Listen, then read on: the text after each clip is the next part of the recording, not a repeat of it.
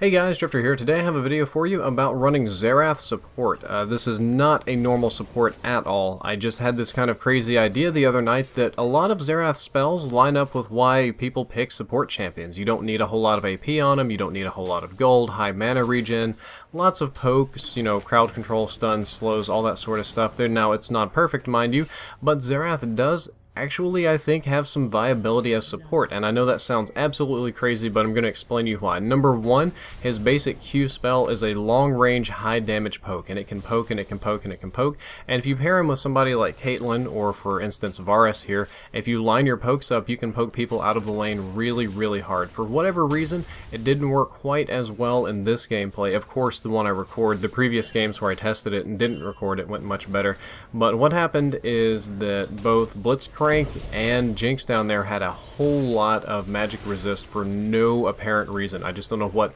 maybe they had the wrong runes on or something, but they had way more magic resist than I ever would have expected them to have, and they also came under the tower like idiots, which kind of happens sometimes. But Xerath, you don't really need a lot of items on to still be dangerous or annoying. He has a passive called Mana Surge. Every 12 seconds your basic attack will restore so much mana per hit on a minion, or if you hit a champion it's double that much. If you just get one hit in on the enemy ADC or the enemy support, you can bring your mana back up by about a third. It's very effective, especially early game, and it allows me to continually poke and harass and not have to worry about my mana too much. I will eventually build some mana regen items as you see here, but not until after I've got the sight wards. Well, the poke we've already discussed. His Eye of Destruction, his big W spell, it just kind of calls down a ball of destruction from the sky.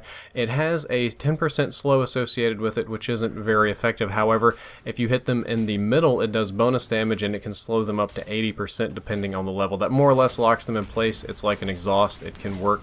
The next one is his stun. Unfortunately, his stun is a skill shot. It's not the standard support stun, but it does work, and the longer they are away from you, it does more. So it's like if you're up close, it stuns them for 0.75 seconds, and if they're all the way away, it stuns for 2 seconds.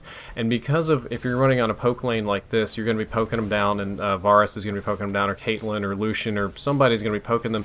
They're going to be far away from you, so the ones you do hit are going to hit very hard, and they're going to stun for a long time.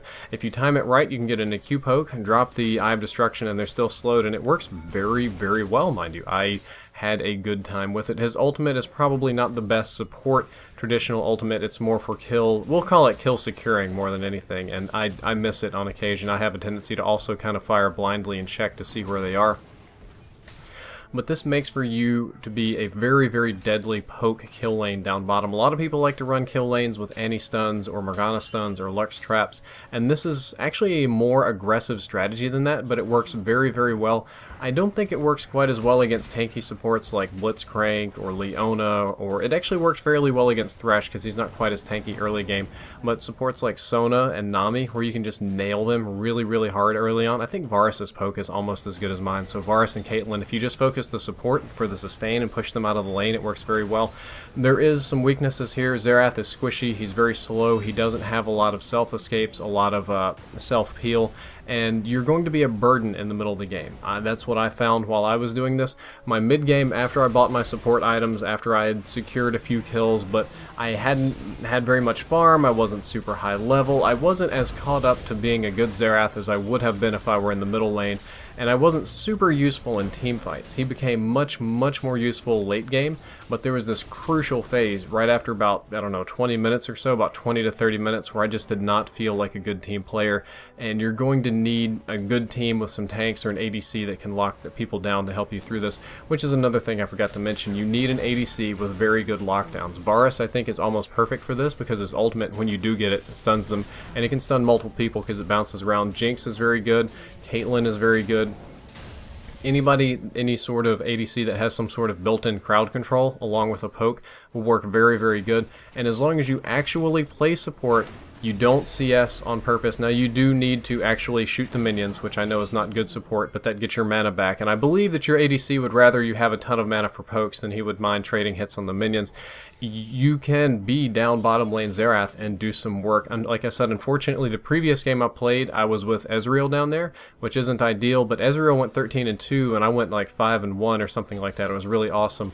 The game that I'm playing right here was a little bit rougher. The bot lane was a little bit better prepared for us. Again, they had really high magic resist runes on for whatever reason. I don't know why. It made my pokes a lot less effective early game. But that's kind of what I wanted to get across today, that Xerath is a good bottom lane champion. And I play League of Legends. I'm going to step into making guides. I'll be perfectly honest with you. I hang around the silver elo, and I prefer to think about things and experiment with them more than I ever actually do, which I guess could be bad. I'm more of a theoretical player. I'll sit here and research a champion for like 3 days before I ever actually think about playing with him. And I know that my mechanics are not Mad Life level or Creepo or any of these people that you probably know from the pro scene, but they're probably more like those of you at home that'll be playing this game, like hitting that idiot Twisted Fate that wants to run right at me with a red card. We ended up winning the game after I died. I'm gonna watch Accepted T-Mac here steal the Baron, and at that point they just gave up hope. They weren't even losing that badly, but he stole the Baron. We moved in, destroyed everything, locked them down. I'm getting in range to try and ultimate somebody, but I know I'm not going to be in super great range. I was like, you know what, maybe I'll come in here and mop up, but it doesn't matter. They all just surrendered here at the end. I wouldn't have surrendered, I'd have fought it out, but that's just me. I hope you enjoyed the video, the short guide, and I hope you actually try out Xerath support, because it's fun, I think it's viable, and if you play support and not just nuke lane, it'll work. Drifter out.